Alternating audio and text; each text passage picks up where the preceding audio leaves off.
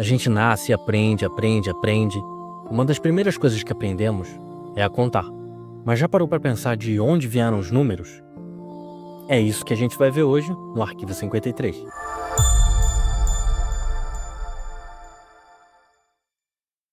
Os números não foram inventados por uma pessoa, e sim por várias civilizações. Até chegar nos números, tal como a gente conhece hoje, eles passaram por várias mudanças ao longo dos séculos, evoluindo conforme as necessidades das civilizações. Em 30.000 a.C., no período paleolítico, as pessoas usavam marcas em ossos, pedras e paredes das cavernas para contar objetos. Eram marcas simples e permitiam que os primeiros humanos mantivessem um registro de quantidades, mas ainda não era um sistema numérico complexo. Eram só riscos que se contavam um a um.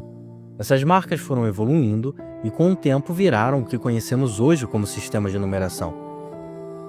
Em 3.000 a.C., os egípcios utilizavam hieróglifos para representar potências de 10, com símbolos diferentes para unidades, dezenas, centenas, unidades de milhar, dezenas de milhar, centenas de milhar e ia até unidades de milhão. Era um sistema aditivo. Para representar 2025, era só escrever 2 desse aqui, 2 desse aqui e 5 desse aqui, em qualquer ordem que você quisesse escrever, apesar de existir o costume de se escrever do maior para o menor algarismo. Tá vendo que já tem uma evolução que facilita a contagem de números maiores? Tem agrupamentos de elementos em símbolos diferentes. Em 2000 a.C., os babilônios, com sua escrita cuneiforme, desenvolveram um sistema sexagesimal que ainda influencia nossos cálculos de tempo e ângulo hoje. Por isso, uma hora são 60 minutos, um minuto são 60 segundos. Graus também se dividem em minutos e segundos, onde 1 grau são 60 minutos e 1 minuto do grau são 60 segundos também. Eles iam contando 1, 2, 3, parecia uma coisa meio pré-histórica. Só que o 10 era um negócio que parecia um olhinho. Aí seguia 11, 12, 13 e o 20 eram 2 olhinhos. O 59 era essa coisa aqui e o 60 era isso e um espaço vazio. Eles não tinham o 0 ainda, mas deixavam um espaço em branco meio que para representar ele. Você repara que era um sistema posicional onde a posição dos algarismos influencia no número que está sendo escrito. Isso aqui, por exemplo, é 60 e não 1. E a diferença do 1 para o 60 é que esse símbolo está numa posição diferente. E isso é um sistema posicional, onde o valor do símbolo se altera dependendo da posição que ele está. No sistema posicional, a posição à esquerda vale a base vezes a unidade da posição à direita. Assim, uma unidade nessa posição vale 60 vezes uma unidade nessa posição, que é igual a 60. E uma unidade nessa posição vale 60 vezes uma unidade nessa posição, que é igual a 60 ao quadrado. Essa é a matemática usada em sistemas posicionais. Isso vai ficar mais claro quando a gente chegar num sistema de base 10, que você já está acostumado. Em 500 anos antes de Cristo, os romanos criaram um sistema de numeração romana, usando letras do alfabeto como símbolos. Até hoje usamos esse sistema de numeração para representar séculos, capítulos de livros. É um sistema aditivo e subtrativo. Para representar 4 se faz assim e 6 é assim. Você vê que tem regras adicionais de adição e subtração para representar os números. Se o algarismo menor vem antes do maior, subtrai. Se vem depois, soma. Não é um sistema posicional porque, independente da posição dos algarismos, eles valem a mesma coisa. O i vale 1 independente de sua posição. Sua posição apenas define se ele vai ser somado ou subtraído. A mesma coisa para o x, que vale 10. Para o v, que vale 5. Para todos os algarismos. Se o x vier antes do L, vai ser subtraído, dando 40. Se vier depois, será somado, dando 60. O 0 ainda não existia nessa época. 900 era representado assim e não assim, já que os romanos evitavam o uso excessivo de repetições. Os algarismos não se repetem mais do que 3 vezes seguidas. Um outro detalhe é que se tiver uma barra em cima do algarismo, o valor dele é multiplicado por 1000. No século 6 d.C., os matemáticos indianos introduziram um sistema numérico baseado em 10 símbolos, juntamente com o conceito revolucionário do zero. Esse sistema foi adotado pelos árabes, que difundiram através de suas conquistas e trocas comerciais para a Europa. Chegou à Europa através de traduções de textos árabes durante a Idade Média, sendo amplamente adotado devido à sua simplicidade e eficiência para fazer cálculos. Esse é o sistema decimal que nós utilizamos hoje, onde cada posição em um número decimal representa uma potência de 10. Essas posições têm nome, elas se chamam casa. Tem a casa das unidades, a das dezenas, das centenas, das unidades de milhar, das dezenas de milhar, das centenas de milhar, das unidades de milhão, das dezenas de milhão, das centenas de milhão, depois vem bilhão, trilhão e assim por diante. Veja o número 452. 4 está na posição das centenas, 5 na posição das dezenas e 2 na posição das unidades. O que significa dizer que esse 4 vale 4 centenas, o 5 vale 5 dezenas e o 2 vale 2 unidades. Lembrando que uma centena é 100. Já ouviu falar de dúzia? O que é dúzia? Dúzia é um conjunto de 12, né? Uma dúzia de bananas, 12 bananas. Uma dúzia de carros, são 12 carros. Dúzia é nada mais que um conjunto de 12. Centena é uma dúzia estranha. É uma dúzia que não é de 12, é uma dúzia de 100. Dezena é uma dúzia estranha. É uma dúzia que não é de 12. É uma dezena. É uma dúzia de 10, entende? É um conjunto de 10 elementos. Centena é um conjunto de 100 elementos. Dezena é um conjunto de 10 elementos. Dúzia é um conjunto de 12 elementos. Agora você entende o que isso significa valer 4 centenas, 5 dezenas, 2 unidades. Unidade é uma dúzia estranha, uma dúzia que não é de 12, é de 1.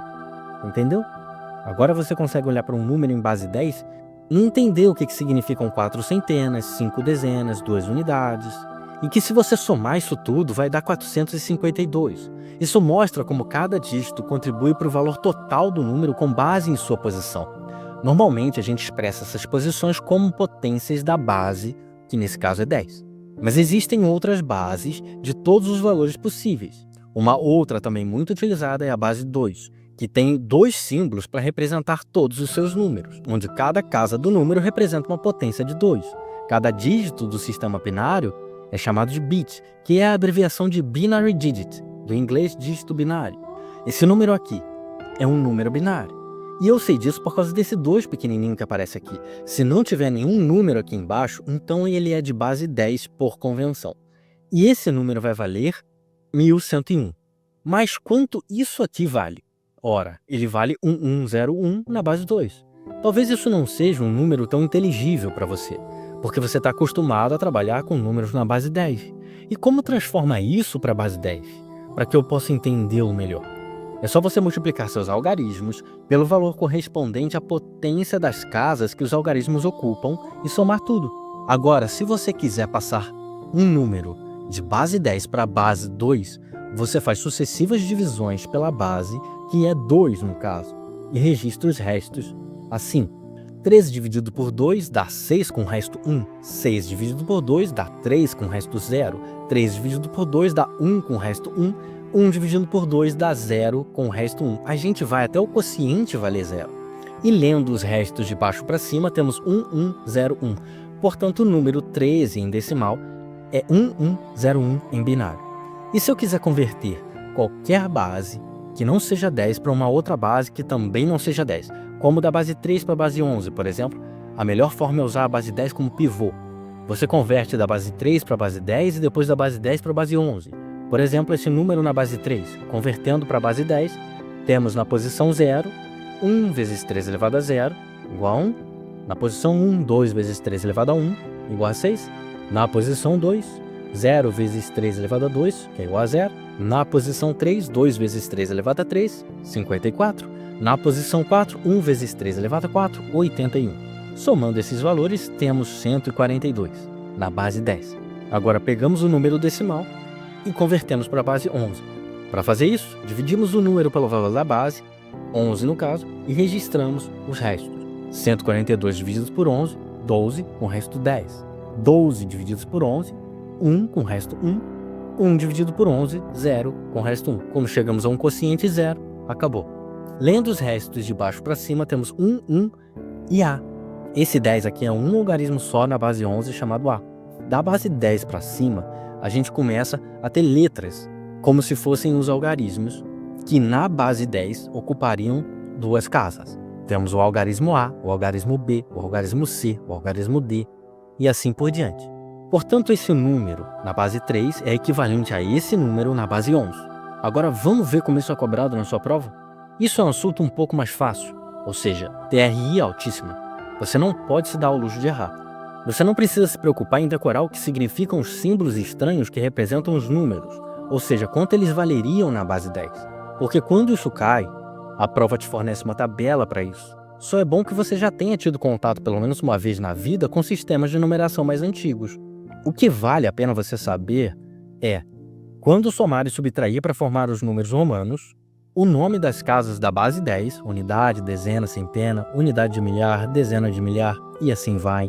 Saber passar de qualquer base para a base 10, que sempre vai ser somando a multiplicação dos algarismos pelas respectivas potências da base, independente se essa base é maior ou menor que base 10. Saber passar da base 10 para qualquer outra base, fazendo múltiplas divisões e armazenando os restos até que o quociente dê zero, pegando os restos de trás para frente para formar um número na nova base, independente dessa nova base ser maior ou menor que 10 também.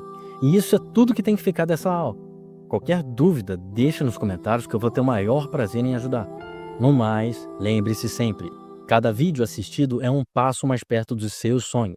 Acredite em você e no poder da sua dedicação.